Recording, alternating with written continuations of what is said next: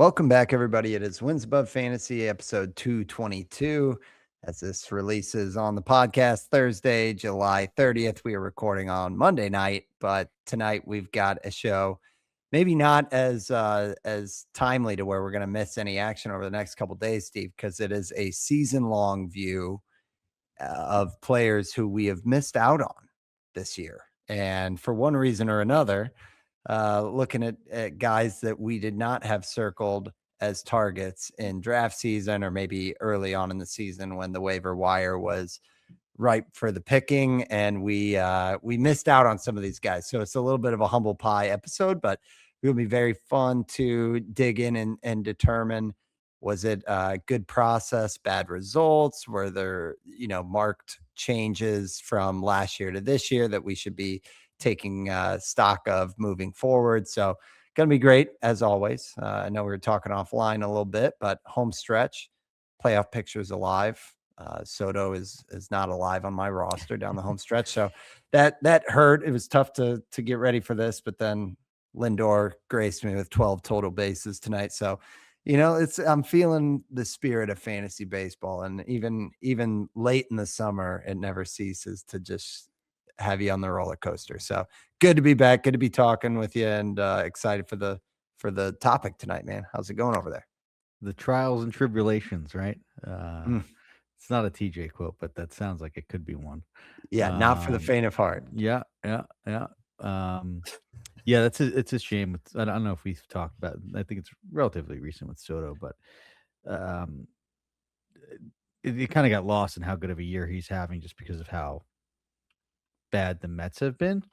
And there's two IL stints around that, right? So, Yeah. um, I know last year was amazing with the 43 homers, 38 steals, but his OPS is 26 points higher than what it was even last year. So, um, yeah, just a shame. Hope he's back, maybe sooner than we think. But those calf injuries are tricky. I know we saw it with Lindor too. So, a Yeah. shame, but glad. One guy goes down, another one comes back. That's kind of how it works, right? Yes, indeed. Yes, indeed. Well, talk to me about the topic tonight, Steve, on the players we missed out on. I mean, it's fun because it's a chance to go back and look at ADP and kind of reflect on, you have such strong opinions of these guys from like December through March, and then the season kind of gets underway, and if you don't have any shares, you're kind of, from a baseball sense, paying attention to what's happening, but you're not locked in on them the way you are your other guys. So it is fun to dive in, but it's also fun to kind of challenge our process, because we've been doing this for 40 years between the two of us in our hobby. But then even on the pod, it's been 6-7 years where we kind of get our rhythm of who we're interested in, who we're not. And sometimes these outliers can do something that makes you take a step back and say, okay, should I be thinking about this player or this type of player differently in the future? So I want to hear your big picture thoughts, and we got probably 15 names or so to get through. Yeah, I don't know if we've done this topic, and I like it. It's a different perspective, like you were hinting at there.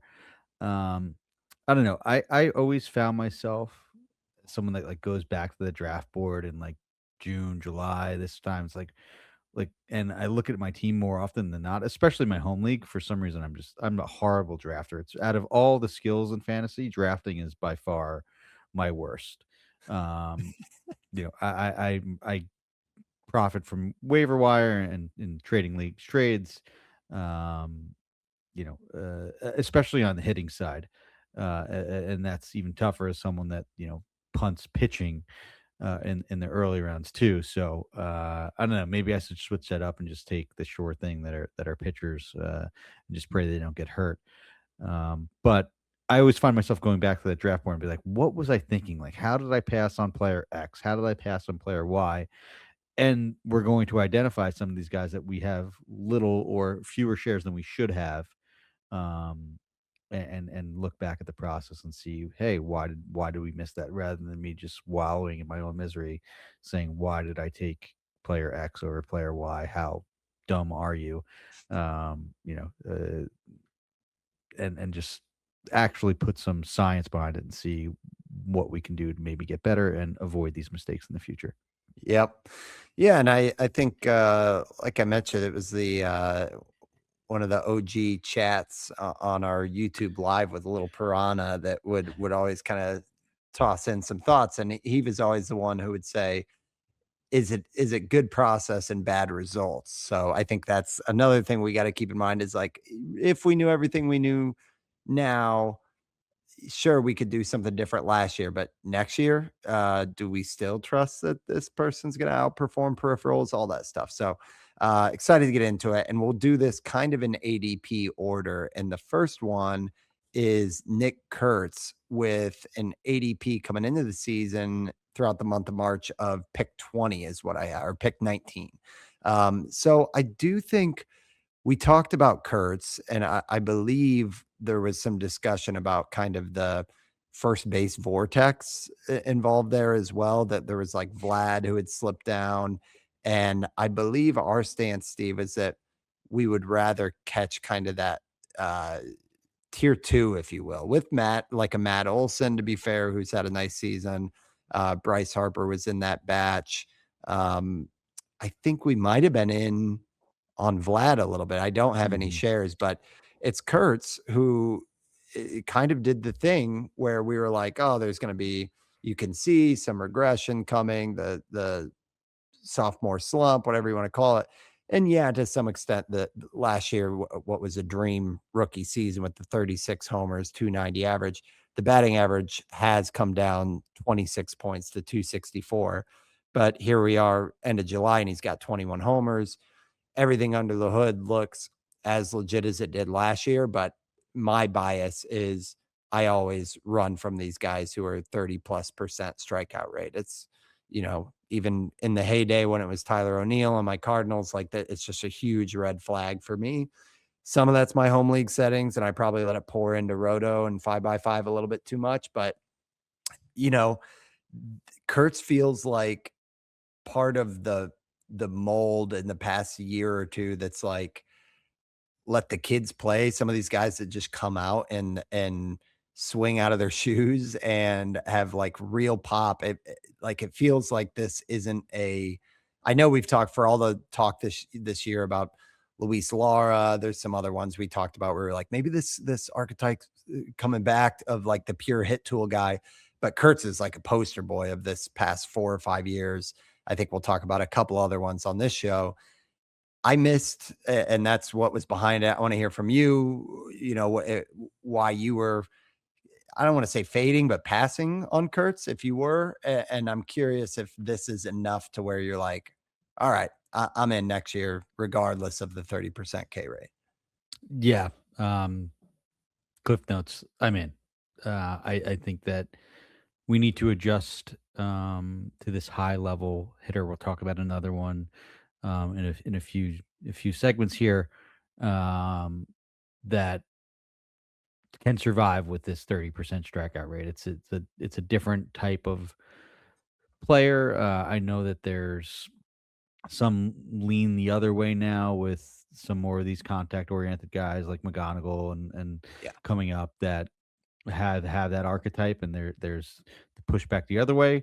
It probably was tilted too far to the swing and miss and power, but the top end of the top end guys are still elite, and the ones that have a strikeout rate that maybe is around 29, 31%. They're still first round talent.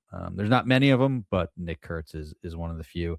I do have one share. It is from my first draft of the season back in January. A draft and hold. Um, and I don't know if I want to take full credit because it was when like the NFBC app was like down, so I got auto drafted in like 2 or 3 of the first rounds. I know I definitely got auto drafted on my Schwarber pick, which ended up being good. Uh, And I don't know if I got auto drafted on Kurtz as well. But I'll take it. And that team is, I think it's currently in the money too. So um yeah, I do have a share, but overall, I have a lot more shares of Vlad. I didn't pick Vlad in this league. He went a few picks before in the second round, but in several other drafts, I made the mistake of taking Vlad over Kurtz. Um, Honestly, I think Mm-hmm. maybe I put too much stock in the postseason for Vlad, which is a mistake that I've made in the past. I've also put too much stock in World Baseball Classic. Like I essentially need to not watch those, You got to or at least, resist. you You got know, to resist. take all fantasy implications out of the postseason and any other off-season tournament, and just focus on what goes on in the year, and I'd be much better off. But yeah, it's a big miss by me. Kurtz, I know that we may be saving this topic for a rainy day, but I think he's a surefire first rounder next year. One thing I would add on like overall process learnings, and keep in mind, Kurtz has gone the wrong direction on strikeout rate. Last year was Yeah, 31. So far, it's 32. But I am guilty of writing these guys off as like, oh, they're hackers at the dish, whatever, the three true outcomes. With Kurtz, it is, or not with Kurtz, but with these profile players that strike out a ton, especially when they come up and they're young, there might be a process learning that like you can take a step forward. Like Fernando Tatis, his first year was a 30% strikeout guy. Going through, I know it's a bad example right now because he's going, it's kind of boomeranging around, but Austin Riley, that first year was 36% strikeout rate. And then he had some, stellar years in between there. Like it is not that uncommon for some of these hackers to like clean up the K rate. Like Byron Buxton is another one. So it's like, are these guys who just have innate pop, and can be 35, 40 home run hitters, if they're great baseball players, who's to say that it's not part of their ceiling to clean that stuff up? I tell you what, I'll take Tatis with the 28% strikeout rate and 30% strikeout rate from his rookie year, rather Yeah. than what we've got in the last 3 years. Yeah, it's a good point. The production Even itself. throwing out this year, we had a good 20% strikeout rate. Last year when he had an 18.7% strikeout rate, the best of his career, was probably his fourth or fifth best season, right? Or third or fourth best season. Yeah, that's a different Um, argument that it's and actually here's the not thing bad with for the game. Kurtz. Here's the thing with Kurtz too, and spoiler alert, Wood, who we'll get to, they don't chase. Like, they're going to swing and miss. They're going to take their hacks, but they're not going to be putting themselves in bad counts by swinging at pitches outside the zone. This is The the fact that Schwarber. This yeah, is the Kyle yeah, Schwarber. yep, yep. The fact that they don't chase is such a big deal when there's that much swing and miss. You get into trouble when it's both. The fact that they don't chase is, I think, the key to their success. I like it. That's so I think that is the big learning is high strikeout but good chase. And that's something throughout the offseason. I want you to call me on that, Steve, because I'll be the one that's like, oh, I can't do the strikeouts, but I think we're seeing a pattern there. All right. So moving from Kurtz at pick 20 to PCA at pick 32. This is a guy that neither one of us were in on, Steve. Nope. And I think, unlike I don't have Kurtz, any shares. the I don't have chase any rate shares. was awful. Second percentile. The K rate was 33rd percentile. So it's somewhat high strikeout, but overall, just like no one knew what to expect with PCA, especially with the streakiness from last year. When you look at certain months that were down at like 220 or 160, and then there's other months where he's going off, and that was probably writing on the wall, because this year he's been the streakiest guy. And put in the rundown, we always say when the weather heats up, and you know what, wait for the weather to heat up. PCA is the poster boy for that this year. And in July, June and July has completely gone off, as everyone knows, with the 11 homers in June, and then followed it up in July with an 1134 OPS. So the hard part for me with PCA is not why did I miss? I know exactly why I missed. Mhm. I actually don't question the process, even with him hitting 290 on the season at this point and looking like making us look foolish. I still look at the whole body of work and I'm like, this guy scares me on draft day. And it usually comes with some helium just because he's such an exciting player. where does he go next year, and will I be in again, I think is the or will I be out again, I guess is the question. Like, do you think PCA is around the turn with how dominant he's turned it on? Yeah, I mean, he's not if we drafted tomorrow for 2027, he is not falling past the second round.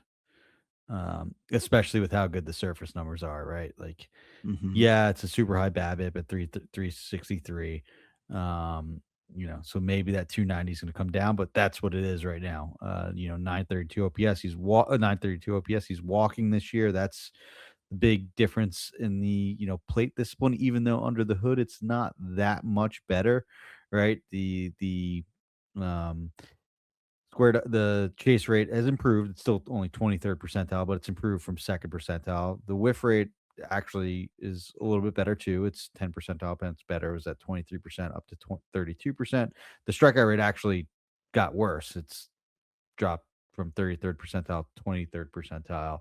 And it overall, in the numbers wise, it went from 24% to 26.3%. So there's more Ks, more walks, slight improvement in chase rate. Um, the contact rate has gone up a bit. The swing strike rate has improved dramatically from 16% to 13%. Still not great, but there's a big improvement there. What's interesting is like what's driving this is the improvement in quality of contact. True. The hard hit rate's up from 42% to 48%. Career high in max EV at 114.6. Hard hit rate's better overall. Um, it's that's a bit surprising. And the pull air was elite last year, and it's even better this year. It's went from 30% to 32%. So it's impressive what he's done. It's maybe not exactly how I would have envisioned improvement coming from him. I don't know if that makes me feel better about him. Like, we saw the streaks again this year, right? Like, April and May were horrible. He was dropped in some leagues again. He was traded for pennies on the dollar in lots of leagues in April, May. People just weren't going to be able they didn't wanna deal with the second half and that struggle. I wouldn't be surprised if something comes again, and I think he's just going to be a streaky hitter, but I think that you're going to look up at the end of the year, and the floor is going to be sort of 2025, where it was Mhm. 30-30, maybe a low batting average, maybe the OPS doesn't start with an 8, but it's still a really good fantasy season, and then the strong years will look like this. Yeah, I think I am, not that it's a hot take by any stretch, but I think I'm converted here on PCA. I feel like we've now seen a kind of promising breakout, flashy 2024, but then a 2025 and a 2026 that look like pretty much all-star roto numbers. Mhm. And what's intriguing to me is what you brought up of like the contact. Now, last year, his ICR on pitcher list, ideal contact rate, was league average, like smack in the middle, 50th percentile. This year it's 91st percentile. Yeah. He is 91st percentile in fly ball rates. And then, like you said, Steve, the pull air is as good as it's Yeah, been. it's Like as high it's, like, league leading stuff, yeah. yeah, and that's where, to me, like, you keep looking at, like, are there weak spots? And he's done damage against, like, every pitch type, like, he gets popped from all these different ways, and we know he's such a gamer, right? Like, he's one of those guys that you feel like is making a push to be Cooperstown or have a 40-40 season. Like, he just seems like a stat rat. He's got the intangibles, I guess, to where I also feel like he cares about his performance. And because he's got, as the kids say, that dog in him, I also Yeah. feel like some of these incremental growth areas of like strikeout rate and Mhm. the chase rate getting better, things like that. I wouldn't count him out. I mean, that's another spoiler segue that, like, when we talk about Abrams, some of this stuff reminds me that, like, okay, I thought that I knew what CJ Abrams plate discipline looked like after a Mhm. couple years, and like then you start seeing improvements year over year. So the ceiling for PCA is probably in that same breath as like Bobby Witt, right? Like if he could put Yeah. it all together. I mean, you would point to batting average, but here he is with the 290 average and outperforming, yes, but it's hard to poke holes in it. I mean, you're not signing up for a 290 to be fair, but I still think I would not run from him if he fell to me in a second round next year. So, yeah. Anything else? His pull air is 4th in the league among qualified hitters. So Mm. yeah. And I agree with everything you said. Like he's aware of what he needs to improve on, right? I guarantee you that. And he's just 24 years old, so not even in his power prime yet. So I wouldn't be surprised if some of those quality contact metrics improve. And like we said with Kurtz, like there's different ways to be successful. Like you could have blue sliders on Savant in different categories and still be a really good player, and that's what PCA is doing here. Well, moving on to somebody whose only blue slider is sprint speed, Yordan Alvarez, who I feel like has been on your like all century team, Steve, in terms of the love you've shown Yordan over the years. So I wanted to throw him on the rundown because and this is more on me than you. You'll have to speak for yourself, but it just took the 1 year last year with, a 60-day IL stint for the hand and then had an ankle injury late. It was just a complete wash of a year. And we saw the industry slide him all the way back to ADP 36. And, if he was like falling to me in that area, I was like, oh, I can't believe Jordan's going that late, but certainly wasn't, looking at a 27th pick and being like, I'm going to reach for Jordan here. And here he is about to have a high watermark on an incredible career for home runs. He's sitting at 34 and his all time high is 37. And obviously is about 40 games shy of that season. Health pending, knock on wood. We should see the best year of Alvarez's career, hitting 323. Not a ton to add on the batted ball data that hasn't always been true, that he's just one of the best Yeah. pure hitters ever, right? But at age 29, like there just shouldn't have been. This one almost felt like it was right in front of us on the value, and I do not have enough. But you tell me what you got. Yeah, I have a lot of shares. I should have more. Um, this should have been like a second round target, like no matter where I was drafting in the second round. It just goes to show how much recency bias affects us. And if Mhm. you're pained by Alvarez, like I drafted him everywhere in 2025 as well. And suffered that, even when he played, the homers weren't there and the numbers weren't good. And it's like, how is this possible for a guy that's been this good? He reminded us how good he is very quickly this year and has done so all year long. Like I don't know. Like I've always kept in the back of my mind, like Jordan Alvarez is the safest first round hitter, outside of including speed that there is. Like he is that good of a hitter, and like I always reminded myself that, and had shares of him in the first round when he was going there because of that. And I needed to remind myself of that more despite what happened last year, and will continue to do so. Maybe with other guys that have disappointing years this year due to injury or things like that. But Kind of there's a not many that are as good as Jordan. I have. Sorry, go ahead. no, I mean, I didn't mean to interrupt. I was just going to say, as you were talking about that best pure hitter, for some reason, JD Martinez popped up in Th- my mind of That like and a that was prime JD. I had JD Martinez every single year in every league. That was my. I went from David Ortiz as being like my pillar of my offense for fantasy to JD Martinez, and now it should be Jordan. I know it's a little different because Jordan is better than those guys, honestly. Maybe not Ortiz, but tracking to be potentially.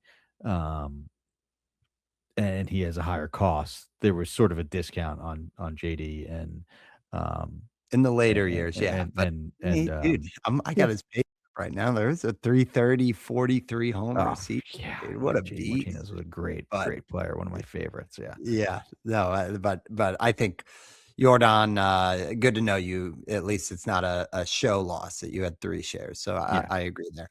All right, let's talk about James Wood, Steve, because he kind of fits into this same mold, right? Where we ran away from the strikeout rate. At least I did, but a 23-year-old. So I think that's another lesson that we even had maybe end of 2024 year when we did lessons learned. I still remember one of mine was it's a young man's game. Like you got to give some of these breakout Yeah. stars a little extra grace if something looks streaky, or like last year where, again, I mean, almost identical strikeout rate to Nick Kurtz, and Wood still had 31 homers, 15 steals last year. I think it was just because didn't he get yeah, it was a really cold, well, he had an injury, let me see, in 2025. Yeah, it was the splits were a 915 first Yeah. half and for OPS, 915 OPS, and second half was a 689 OPS. When I'm curious is where we had him when we did the redraft show for the first round. Like I think we had him maybe just outside the first round, Yeah. um, because the fall off really maybe started just around then. Um, but yeah, I mean the injury is tough because that news didn't come out until like April 3rd, after he started the season on fire. I was like, where was this? Like I loved Wood. If I had this information in draft season, I would have been all over it and attributed that second Mhm. half to what he was quoted to Spencer Newsbaum of the Athletic, that it was a nagging injury. One series I feel great, next not so great.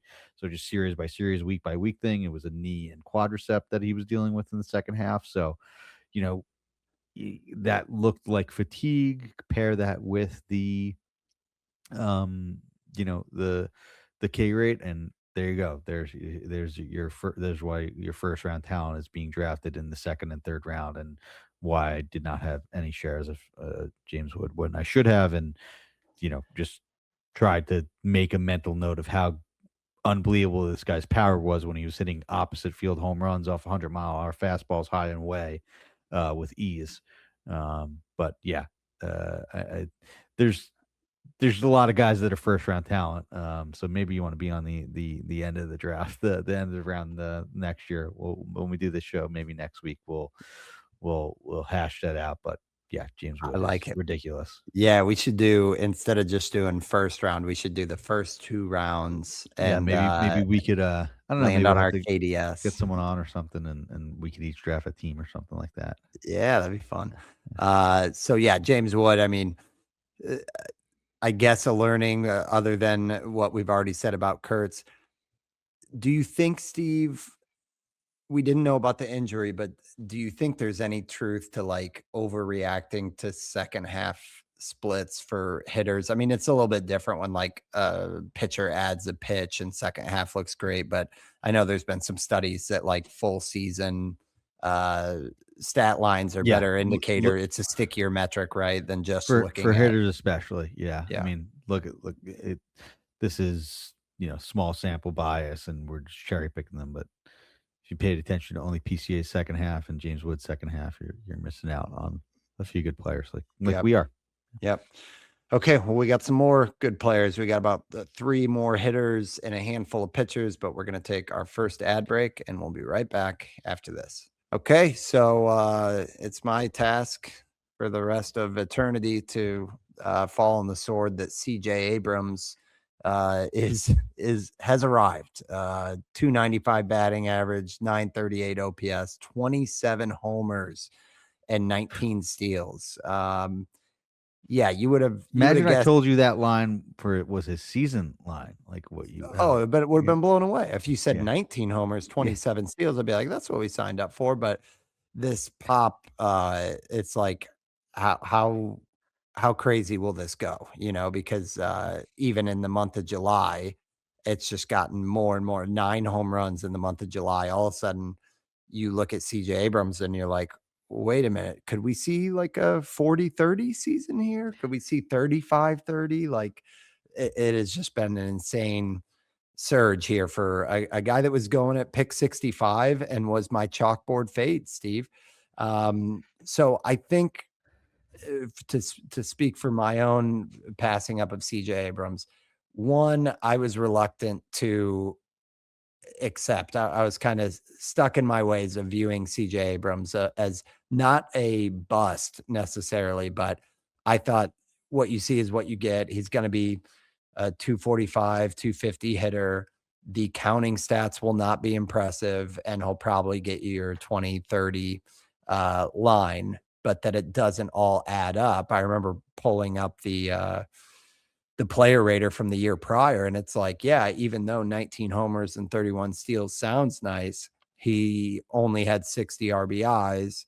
So that like 150 runs and RBIs isn't enough to do everything. Well, he's already at 150 and he's got 2 more months to play thanks to 82 RBIs so far. And some of this was the Nationals offense. Some of it was also CJ Abrams taking a big step forward on batted ball, I guess his hard contact, his barrel rate, all of that has gone up, which tough. You don't have a crystal ball on all of that, but maybe I was too closed off to the possible breakout for another guy who, by the way, is just 25 years old. Your thoughts on CJ Abrams, Steve?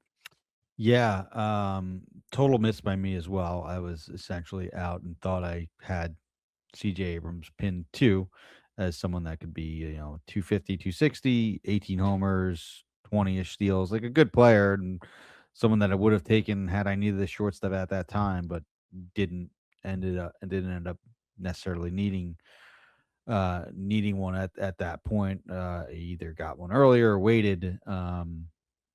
But there's a lot that went on here that we missed. I think a big part of it is the new Nationals front office and their acceptance and a complete overhaul of their approach to um, modern training and bat speed training and drive line and implementation into their organization. They hired several guys on the pitching end.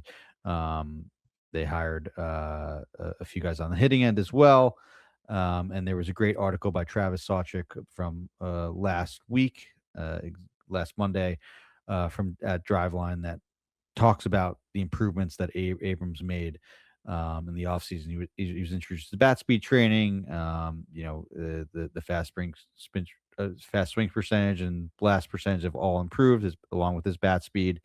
And then, they go on to say how they don't just train for bat speed. They talk about, focusing on swing paths. And that's, the best of Abrams' career so far too at his launch angle sweet spot percentage at 62%. That being said, like, there's a really good player here and he's having an amazing year. I out of all the players that we're talk about, I maybe buy Abrams the least for last year just because, the barrel rate's good, it's not amazing. The hard hit rate's good, it's not amazing. Same with the bat speed, it's still just 59th percentile. And the quality contact or the plate skills are all, around the same. Still strikes out around league average, still chases, swings and misses a good amount, doesn't really walk that much. That being said, I think that there is like a floor of like 20, 25, 250, 260, like a really good player, like, sort of this is, I think, just, close to the 90th percentile outcome for Abrams.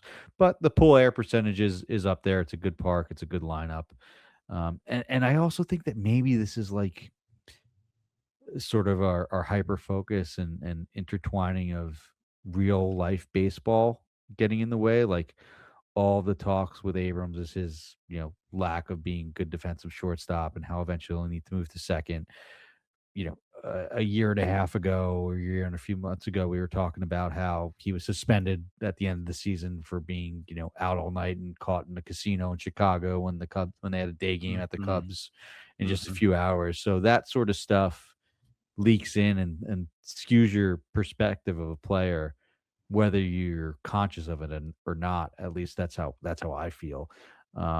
And I think that sort of played against him. And it's like said with PCA, like this is a guy that wants to do well and was a big prospect and Yeah. and still young and still can improve. So yeah, props to Abrams. It was a total miss on my fault too. And honestly, maybe I was just still a little too harsh there, not to put not to be a waffler there, but there's still a lot to like at the Yeah. end of the day. Yeah, I mean, I know, it's like water is wet, but between Kurtz, PCA, James Wood, and Abrams, like, another theme here is, like, these guys came in with major pedigrees, and, like, there might be Yeah. bumps in the road, but, maybe you need to be, a little cautious to write off. I mean, you could he was on Driveline as well, so, between Abrams and Jordan Walker, I think we have to do a fully dedicated Driveline off-season show, Yeah. Steve, and just Yeah. say, "All right, let's drink the Kool-Aid Here's here. the problem, Who though. are I we had no I reaching and on?" maybe this is just a miss I by didn't me. either. I I didn't did know not know. about I guess the front office for the Nationals thing should have been the Yeah. that's a miss on our part to Yeah, for not sure, highlight and that. that's a big factor too Yeah. is, that would have been like, who Maybe could have maybe you guessed think about that? the But pitching more than that though, right? Like, it's like, right. "Oh, okay, the Nats." Remember 2 years ago or whatever, they were like, "It doesn't matter how hard you throw a ball for," and the whole anti-analytics thing, that the signs Yes. that they had up for that, like, Yep. it's complete overall, so, It is, and it's maybe paying we should have put some more stock into that. Yeah, I think that's a good lesson for the offseason too, is like what organizations, might turn it around and then turn CJ Abrams into a 100 RBI type of guy. Um, Last note, just because it was on the notes here, but the damage Abrams has done on fastballs this season. Last year, last year a 259 average and a 434 slug. This year, up to a 383 batting average and a 617 slug. So, Yeah. with that pull air rate, that's a good combination. Improved bat speed, improved, Mhm. swing path, like, All that's the things. little thing you need to Yep. crush those fastballs, yeah. Some other ones we'll move quicker on just to round out the hitters. Andy Pajes, which this was another one of my chalkboard fades, Steve, and this is one that at least feels like I can spare the blushes of the first month or two, where Pajes looked like an MVP. He has really come down to life. It was the did PCA like steal his powers like the Space Jam Monstars? But as soon as summer hit, Pa has slumped with a 225 batting average over the past couple months and a 670 OPS. Second season in a row that Pa has like his productions come in spurts, and like I said, I don't think this is a major miss from where I was at last year.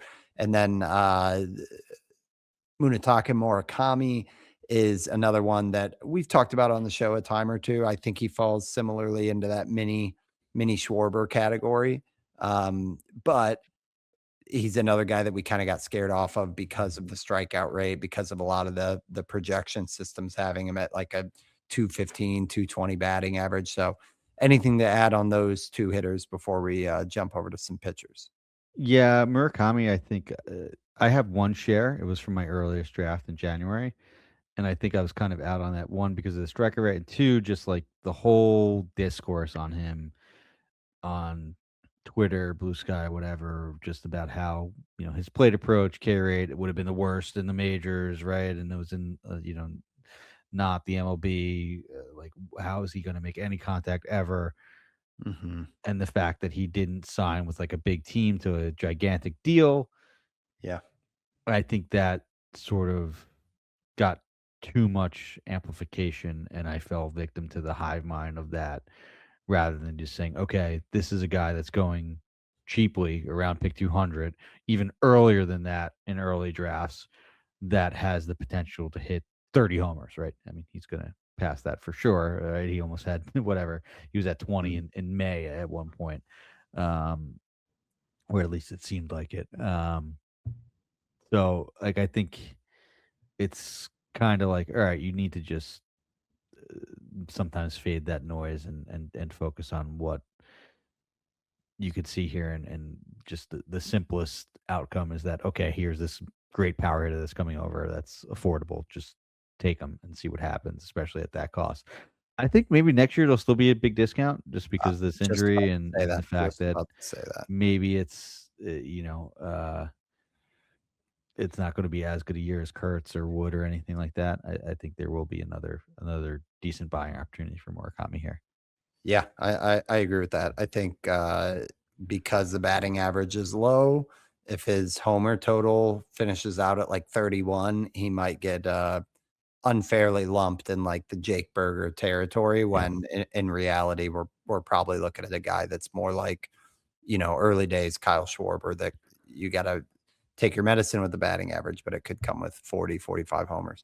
All right, let's move over to some pitchers and roll way back from ADP 200 for Murakami to Jesus Luzardo at 74. And maybe we can even put Luzardo and Dylan Cease in the same category because Cease was I like 3 it. picks after.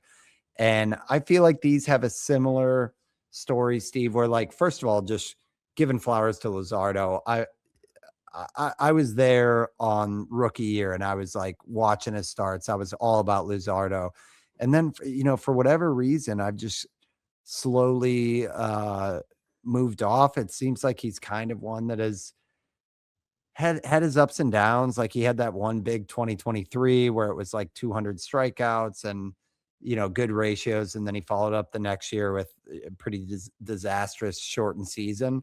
But then by all accounts, like, yeah, he's not a standout in whip, which may have been part of the process that it's faded him. But, he's usually a really bankable source of strikeouts, and he has been this year. And then this year it's come with a 3.31 ERA and a 1.17 whip.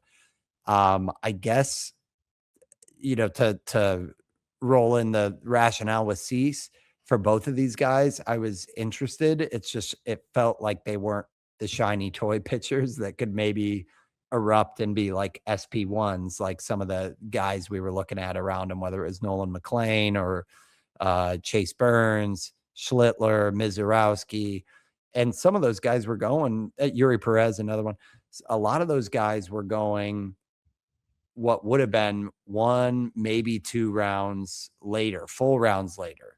So I viewed it as kind of a dead zone, and maybe there was a way where you could have ended up with a couple of those guys. But Cease, we were somewhat in on just because of the team context, and we've liked them over the years. But talk to me about these two. Do you feel like we overlooked them?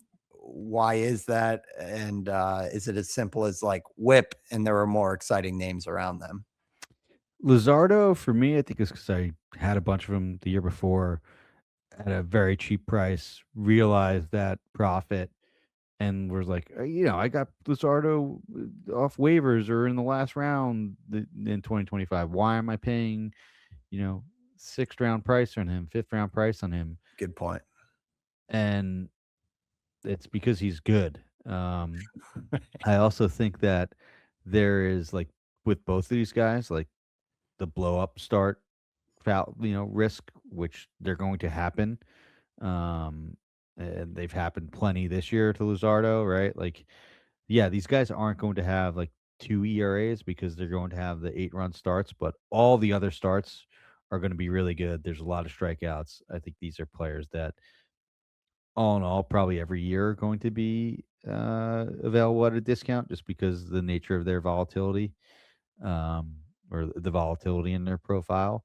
But they have elite strikeout rates, and they're pretty bankable. So I think that that's sort of what you need to focus on, and maybe uh, a better target than we thought of, and perhaps maybe less risky than we thought of. I know it's like ironic with me just saying how volatile they are, but it would have been a great idea to pair one of these two with one of those, group of young starters, right? You would have had a really, really good pitching staff at probably a cost that was much less, much more palatable than investing like in pocket aces. If you would have went like Luzardo and Schlittler, Luzardo and Mizurowski, because that Yeah. could have been possible if you went pitchers in like round 6, 7. Yeah. One thing to note with Cease is he did tinker a little bit by like introducing or at least actually using a changeup this year that's been really, really good pitch, like arguably his best with the 135 batting average against 53% whiff rate. And I think the crazy thing, you got to go back mentally because Cease was a bizarre like industry helium, like the type that would have not been in the top 100 7 years ago. You know what I mean? Yeah. Because his his baseball card last year was 4.55 ERA, a 1.33 WHIP, and then he got paid big, and everyone was like, the Blue Jays defense is so good. And I guess maybe there's, not to just make a sweeping generalization off of like one player, but there was definitely an element of like, man, he's moving up this far and he had a 4.55, but like Yeah. modern day, like there's just things that People matter see way, people way see more. past it, man. Like, Yeah.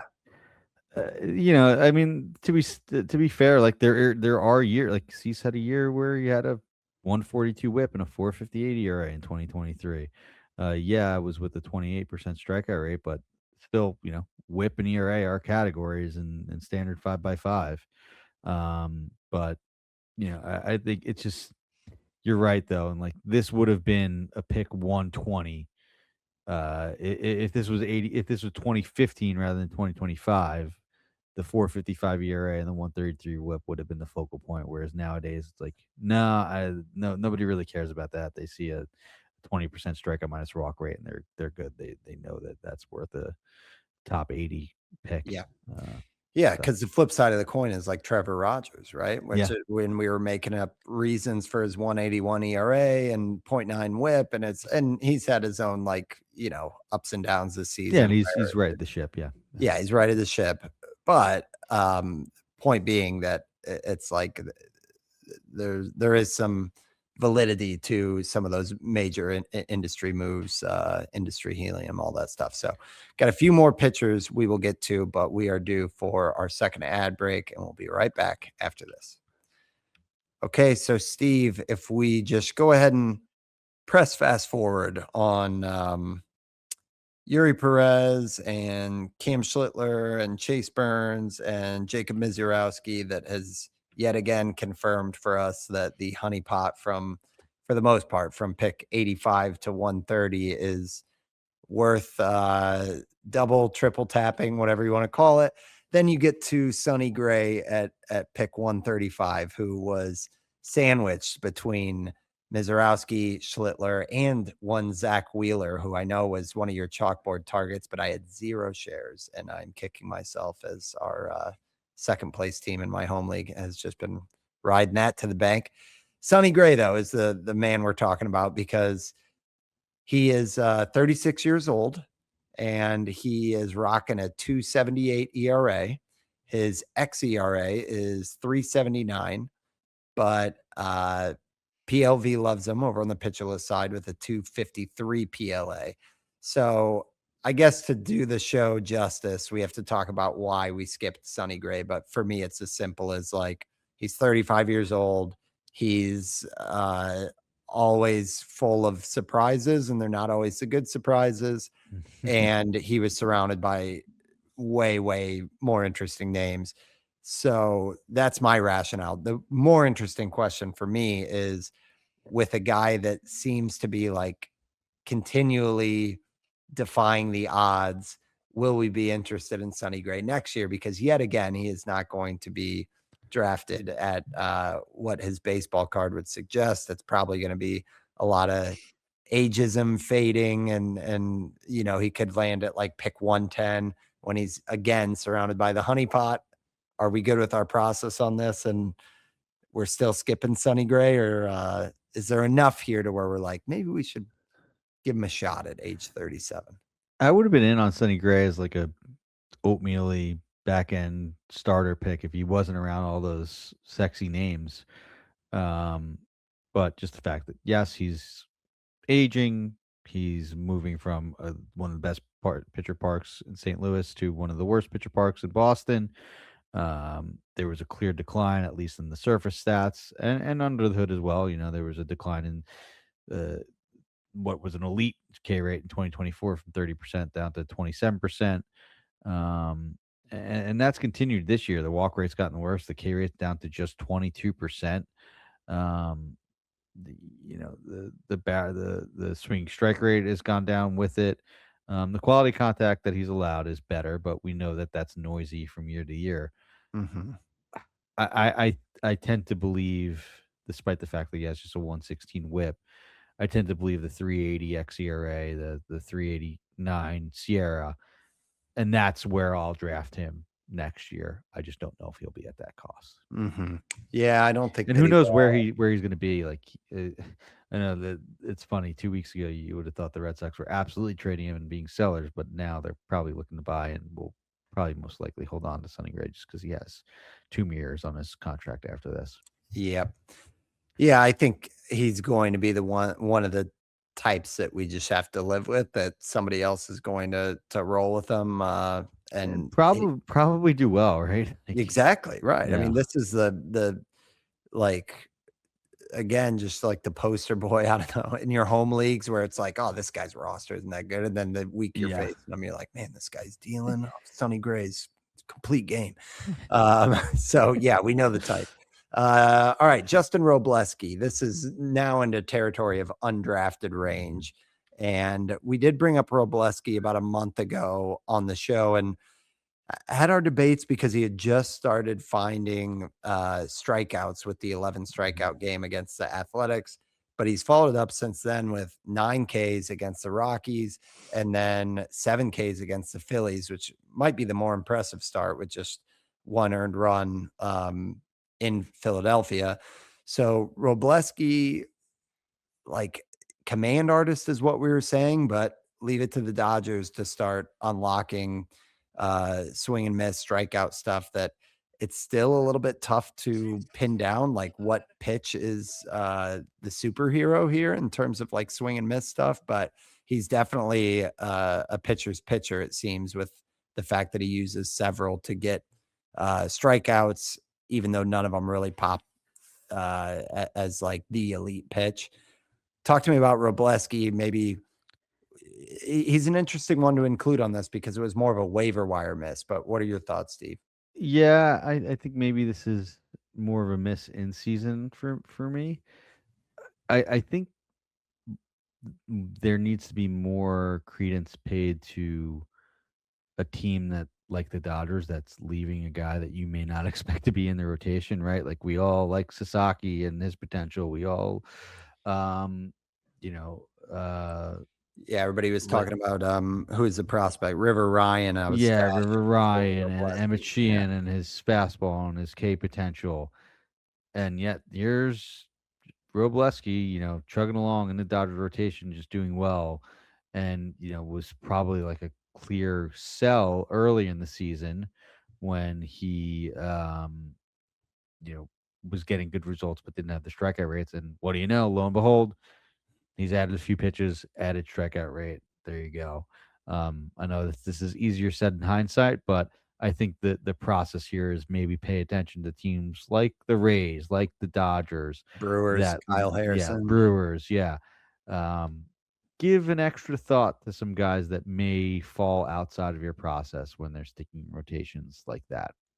Yeah, I think that's well said. And yeah, 10 years ago, how many times did that happen with like the Guardians? You know what I mean? Yeah, So it's yeah. like, yeah, I think that's fair. One that to round out the show that we wouldn't have seen coming. Again, we've talked about the Nationals and This their is a little sweet spot renaissance. for us, so I'm pretty bummed that we missed out on this one. Yeah, I think when you look at Foster Griffin, um, it was a name we brought up a couple times throughout the show. Shout out TJ as well, loyal listener, has been in throughout the year. But Foster Griffin has just slowly proven that he's here with this 2.76 ERA.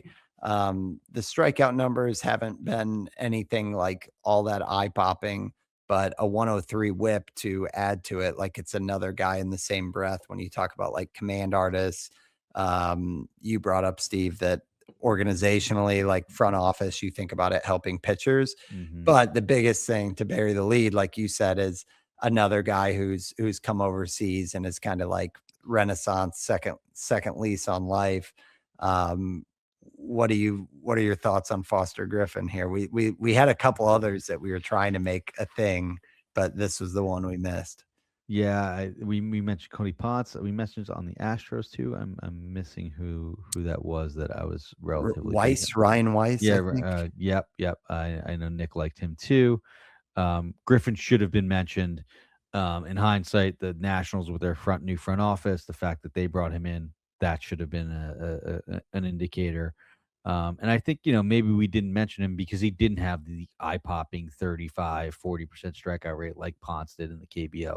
It was just 25%, but the walk rate was still really good. The results were really good. And that's ported over to the big leagues. A 23% strikeout rate, 6% walk rate, and 124 innings with, 276 ERA. Yeah, I'm going to price him at what the ERA indicators are, at his 3.76 ERA, at the fact that, he doesn't have a 25% strikeout, it's just 23%. And it's still, the 18% K minus BB, but that's not elite. That's really good. So I'm going to be conscious of that in drafting him for next year, but still a bummer that, that's sort of a big focus on us. It's a, um, I know we like to focus on some of those guys coming over that refine themselves overseas, but Foster Griffin should have been in that that camp and should have been someone that we were taking flyers on in draft and holds. It's a bummer that we mentioned basically everyone else but him. But if Cody Ponce doesn't get hurt on opening day, Don't remind me, man. yeah, That was I think we might be singing his praises too. major buzzkill that one was. Yeah, and a shout out too with the Nats. Cade Cavalli Yeah, is looking like yeah, the real deal with the hmm the swing and miss stuff. So another big prospect name, late bloomer here. So fun show. Hopefully you guys appreciated this. I don't know if you're nodding your heads on missing some of these guys, but yeah, I think some good lessons learned there. We had high strikeout rate, but also good chase rate as a big theme. I think we talked about kind of the young man's game once again, hmm and some of those out and out athletes or high prospect pedigrees, giving them a little bit of extra grace until they're at like age 25 that they can make some major changes. And then on the pitching side, yeah, that